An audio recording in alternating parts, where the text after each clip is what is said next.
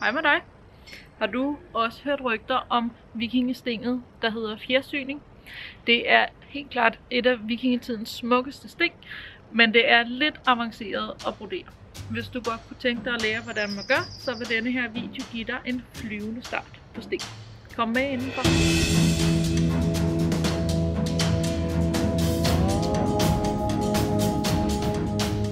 Fjersyningen stammer fra Bjerringhøj her i Danmark. Den er fra Mammenfundet, som er en vikingegrav, som er blevet gravet i vinterhalvåret 970-971. Det her lig er blevet gravlagt ovenpå en masse puder med dun og fjerfyld. Derfor har vi altså fundet det her pudebetræk, eller pudevår, som det hed dengang, hvor der er fjersyning langs sømmene. Margrethe Hald skriver således. Sømmene er på en meget elegant måde dækket med en snorelignende syning. En art broderi, som vi nu om stunder kalder for fjersyning. Såvel sytråd som stof er af fåreuld. Det vil altså sige, at selve puden har været af uld, og man har senere hen også fundet ud af, at den har været indfarvet med en blå farve, så det var en blå pude.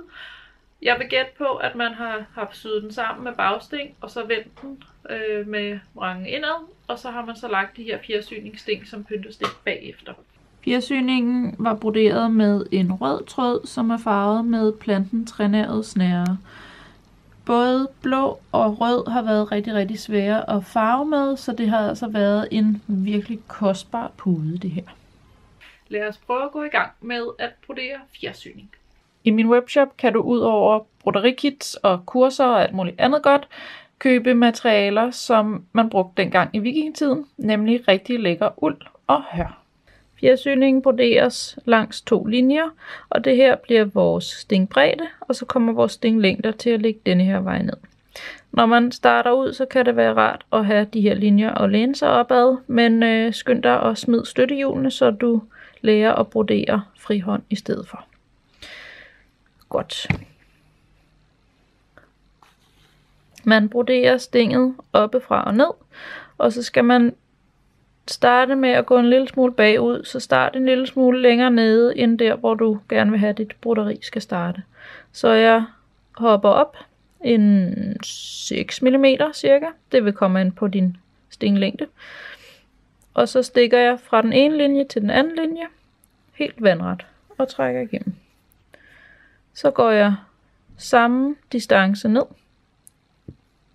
til de der cirka 6 mm, det er måske lidt meget, sådan der. Træk igennem. Så går jeg op over igen. Så det var her jeg startede.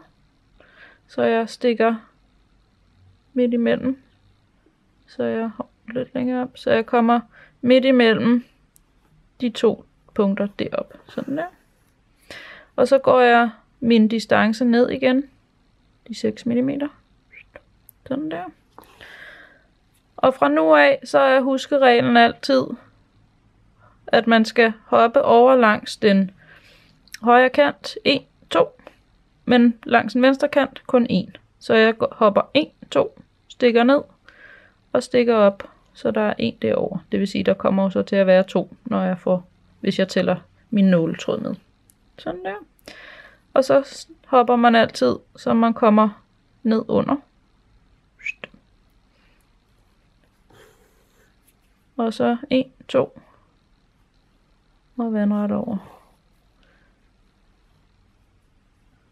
Min distance under. Og 1, 2. Når jeg skal afslutte den, for at den ikke får sådan en underlig asymmetrisk afslutning, så plejer jeg lige at stikke op en gang mere. Og så hopper jeg 1, 2, og så stikker jeg ned der. Sådan der. Og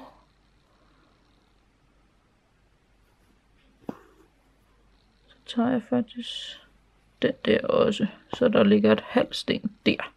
Fordi så får den en lidt pænere, mere kantet afslutning.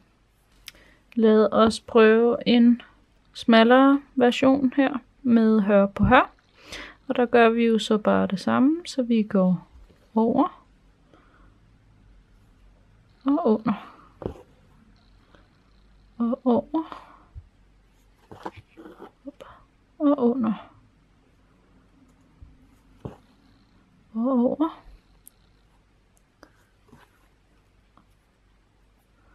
og under.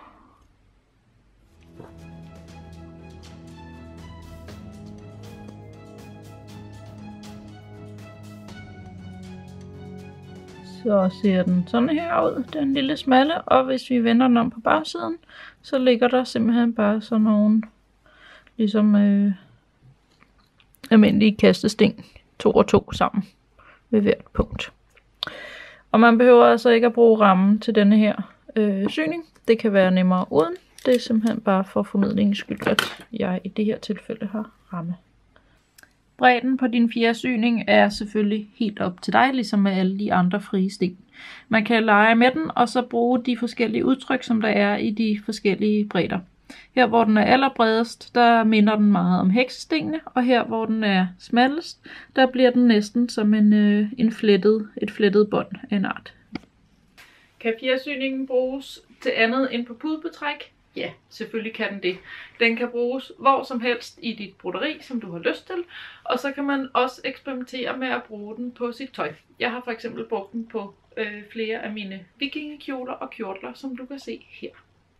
På min hørsærk har jeg lavet et enkelt læg om på ryggen, fordi den blev for stor, og det er pyntet med fjersyning og hørtråd. Min uldkjortel blev rigtig meget for stor, så den har fået 4 indsnit på ryggen, som også har fået fjersyning henover. På min lille sommersærk her har jeg brugt fjersyningen til at lave selve læggene, der ligger på skulderen. Det var hvad jeg havde at sige om fjersyningen. Jeg håber du synes det er sjovt at brodere stinget, når du lige får taget på det. Hvis du gerne vil nørde lidt mere om mammepuden, som det her sting jo er fundet fra, så kig med næste gang, fordi der kommer jeg til at fortælle meget mere om mammepuden. Samtidig kommer der også til at medfølge en syvejledning til, hvordan man syr denne her pude, som man kommer til at kunne købe som mit allerførste webshop kursus, online kursus. Og der vil selvfølgelig også være et mønster, som man kan købe, uanset om man køber kurset eller ej. Så det glæder jeg mig til at vise jer. Indtil da, så må I have rigtig god fornøjelse med fjersyningen, og rigtig god hygge derude. Hej!